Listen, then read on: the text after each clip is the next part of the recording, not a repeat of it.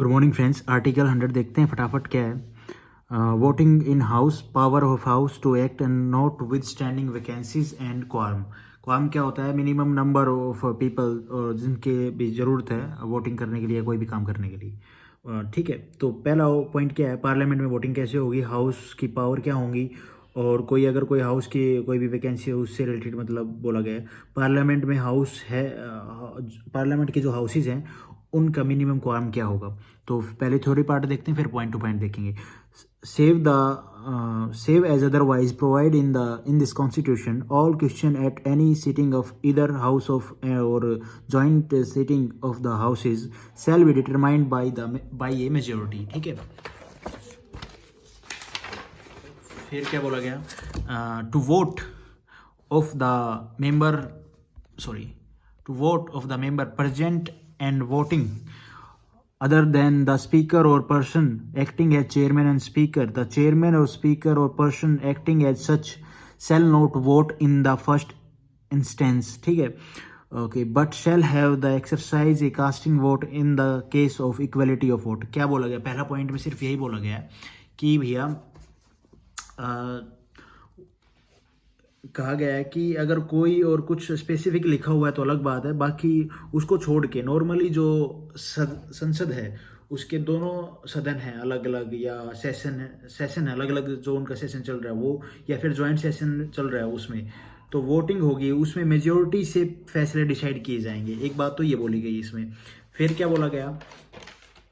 और उसमें नॉर्मली ये जो चेयरमैन है, स्पीकर है, या कोई पर्सन एक्टिंग एल्स है चेयरमैन और स्पीकर की जगह पे, वो फर्स्ट इंस्टेंस में वोट नहीं डालेंगे। अगर उसमें बराबर या इक्वलिटी वाला जो फंडा पड़ता है, इक्वलिटी ऑफ वोट, तो उसमें वो फिर अपने वोट का यूज कर सकते हैं। एक चीज़ तो ये बोली गई।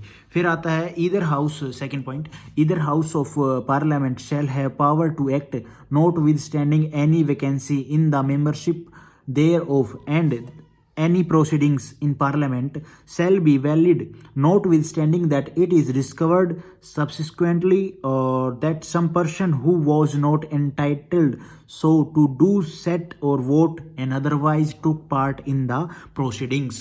क्या बोला गया? सेकंड पॉइंट में क्या बोला गया कि इसके अलावा सदनों में जैसे वैकेंसी है, और इस बात के चलते हुए कि वैकेंसी है और ऐसा नहीं है कि वो सदन काम नहीं करेगा, सदन काम करेगा, सेशन चलेगा, सदन अपना काम करेगा, और उसमें भी ऐसी सिचुएशन हो जाए कि जो बंदा वैकेंसी पे है या जो बैठाया गया है वो वहाँ बैठने के लायक ही नहीं है, डिस्क्वालीफाइड था, ठीक है, या कोई और कारण था जिसकी वजह से, या कोई और भी रीजन हो सकता है, तो उस सेशन में बैठा हुआ है या वोटिंग भी, मतलब उस सेशन में बैठा और वोटिंग में भी बैठा, पार्टिसिपेट किया, तो उसके चलते ऐसा नहीं है कि प्रोसीडिंग्स रुक जाएंगी या मान्य नहीं होगी। तो प्रोसीडिंग तो मान्य होंगी और वो चलेंगी। ठीक है, जो बंदा बेसिक क्वालिफाई और डिस्क्वालीफाई ना, उसके ऊपर वो फिर पार्लियामेंट अपनी कार्रवाई करेगा कि क्या कंडीशंस थी या जो भी था, क्या रीजन था। तो ये था सेकंड जो पॉइंट है, आपने देखा। फिर आता है थर्ड पॉइंट। ठीक है, इस आर्टिकल 100 में थर्ड पॉइंट क्या है? Until Parliament by law otherwise provides, the quorum of constitute a meeting of either House of Parliament shall be 1/10 of the total number of member of the House. Simple सी बात क्या बोली गई इसमें? इसके अलावा संसद जब अपने सेशन में होते हैं, ठीक है, सदन जब अपने सेशन में होंगे, जैसे कि राज्यसभा, लोकसभा, जो भी सेशन हो चाहे, ज्वाइंट सीटिंग हो चाहे, ठीक है, उसके लिए जो मिनिमम क्वारम चाहिए, जो क्वारम मतलब क्या होता है? जो मिनिमम नंबर ऑफ पीपल जिनके होते आप डिसीजन ले सकते हो, वोटिंग हो सकती है, ठीक है, वो चीज़। तो क्वारम डिसाइड किया गया है कि संसद में 10% मेंबर या 1/10, वही 10% मेंबर की संख्या होनी जरूरी है संसद के चलने के लिए। ठीक है, सदन के चलने के लिए, सेशन के चलने के लिए 1/10 मेंबर की, जो 10% मेंबर होने जरूरी है। एक बात तो ये बोली।